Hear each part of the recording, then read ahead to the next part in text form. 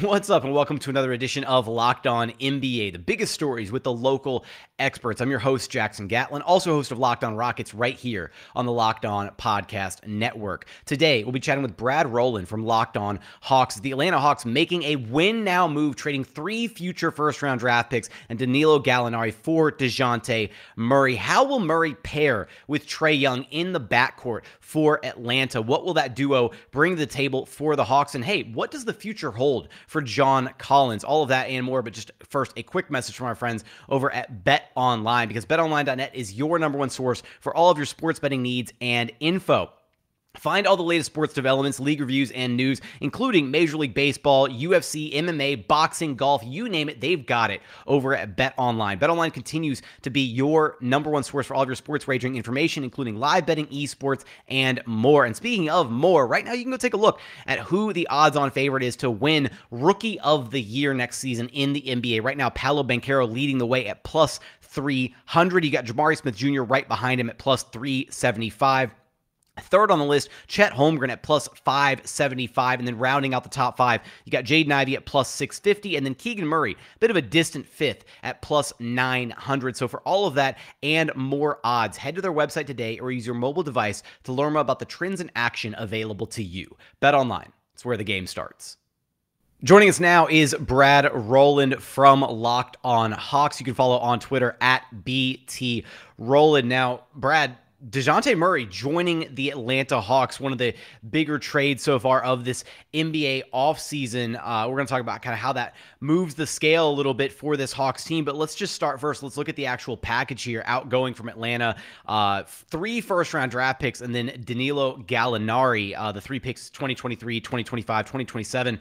For Dejounte Murray, a budding all-star. Honestly, this seems like pretty fair value on the surface, wouldn't you say? Yeah, it's definitely a full price they paid. It's not a bargain by any means for the Hawks, but considering what they think he's possibly going to be able to do to help their franchise, the fact that he was an all-star selection this last season, they're buying high on him in some ways, which is not necessarily always the greatest thing to be doing trade value-wise, but they certainly pay a price that they're okay with. There's some downside risk with some unprotected picks at the end, but certainly they're hoping to be in the playoffs, and it won't bite them too much at that point. And this is an Atlanta team, right? This past season, a little bit kind of disappointing in regards to how they were 2 seasons ago, kind of maybe, I don't want to call it lightning in a bottle or a flash in the pan. I think this Atlanta Hawks team has a lot of talent and can be poised for a lot of success, and hopefully Dejounte Murray is a part of that success moving forward. Just on the surface, when you look at, adding Murray to this Atlanta Hawks team, how does he make life easier for a guy like Trae Young in that backcourt? Yeah, it's a lot easier. Honestly, going into the offseason and even before that, quite honestly, the Hawks were talking about how they wanted 2 specific things, and it was point of attack defense, like backcourt defensive upgrades, and also another ball handler / scorer / creator in the backcourt. And Murray happens to do both of those things. And that's kind of the reason why they paid the price they did. And for Trae Young, obviously, he's still going to be the centerpiece of the team. He's still their guy. But having somebody else on this roster that could be a real threat with the ball in their hands on the perimeter as a penetrator, as a scorer, as an overall creator is going to be so huge for him. And also, Murray's a really good defensive player. Trae, of course, is famously not a great defensive player. So Murray's able to sort of cover up for that, take the best assignment in the backcourt, and kind of allow them to help sort of hide Trae a little bit more. So, between those things, the fact that also Trae seemingly wanted to play with Dejounte, they're both shared as clutch clients. There's a little bit of that backstory as well. So all signs point to Trae being pretty happy about this, and I think on the court it will definitely help him too. So do you envision kind of maybe, again, you don't want to completely take the ball out of Trae Young's hands offensively, right? Like that's where he's at his deadliest, kind of a bit of that heliocentric offense that, the Hawks have kind of run with Trae, organizing everything, right? The threat of him to shoot the basketball, the threat to create for his teammates. He's one of the best, offensive engines in the NBA, if you will. But do you kind of envision this as an opportunity for him to maybe operate a little bit more off ball, right? Create some easy opportunities with Dejounte having the ball in his hands and Trae being able to kind of move without the basketball for maybe not necessarily the first time in his career, but being able to do it, much more than he has in the past. Yeah, and there might be some growing pains there too.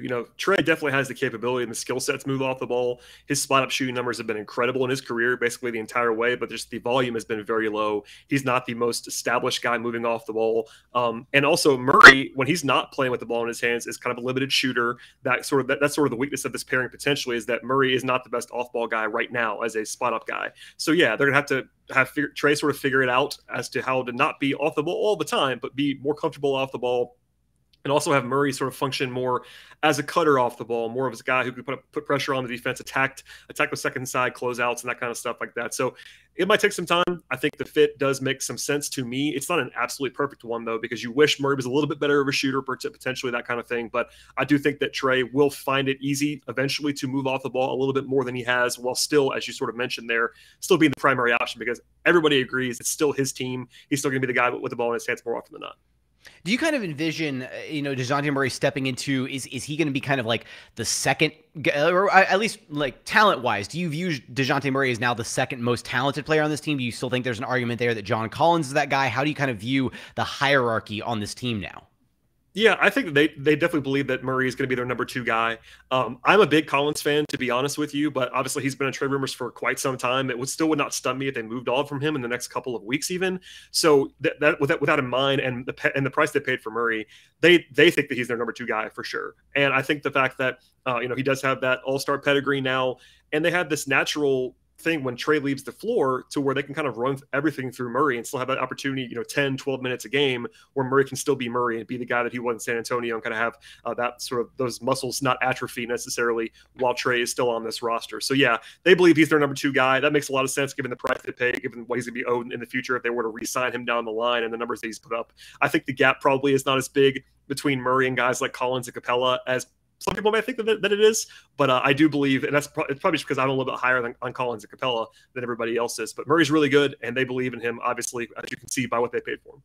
Yeah, it'll be kind of interesting to see if they have a bit of maybe a your turn, my turn kind of dynamic between Trae and Murray, where, they each get that, 10 to 12 minutes a night to kind of run the show, if you will, without the other one on the floor. And maybe that kind of changes the dynamic of how things look offensively, being, very completely different players and how they get the job done offensively, when they do have the ball in their hands, when it is kind of their show to run, so to speak. But I'm glad you brought up, the kind of the trade rumors circulating around John Collins, because it seems like I feel so bad for Collins, because it feels like he's constantly been in trade rumors for like 2 years now.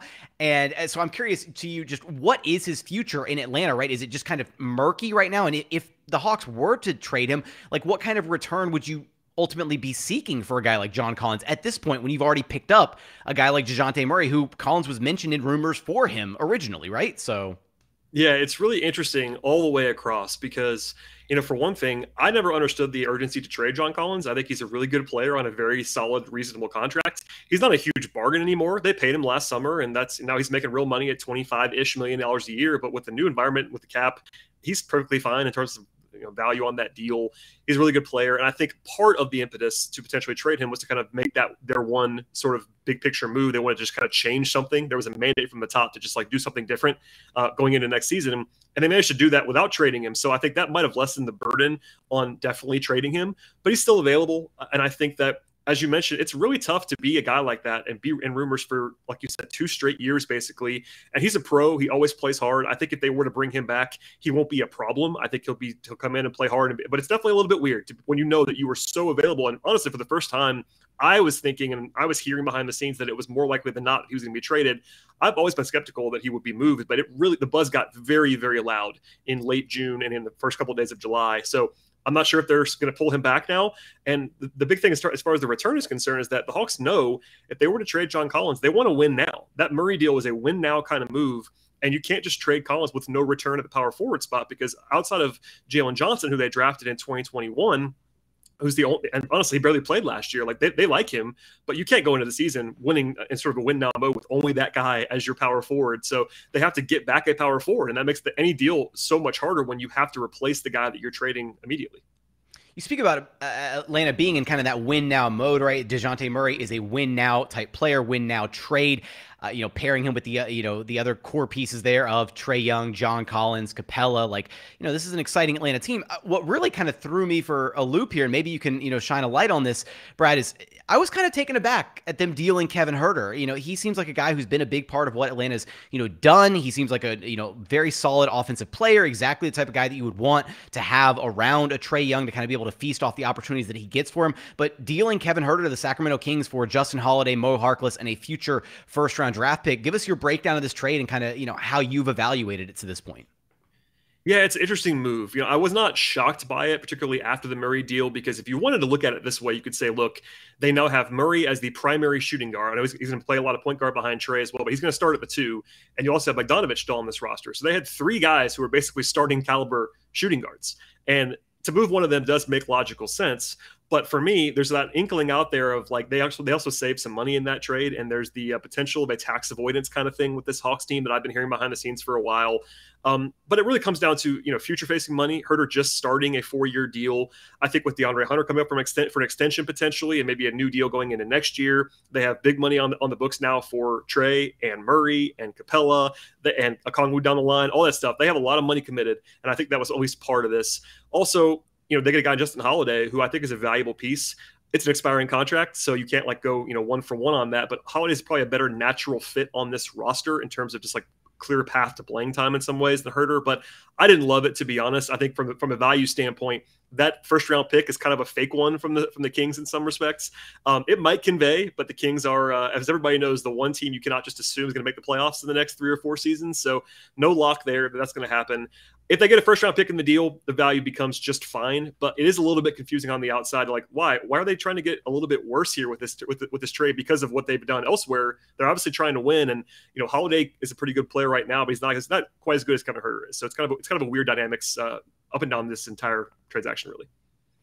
What does the backcourt pairing of Trae Young and Dejounte Murray look like in Atlanta? What will the future for John Collins be with the Hawks? Will he have a future with the Hawks? You're going to have us covered for all of that and more over at Locked On Hawks. Brad, I appreciate you stopping by Locked On NBA with me. Thanks for having me.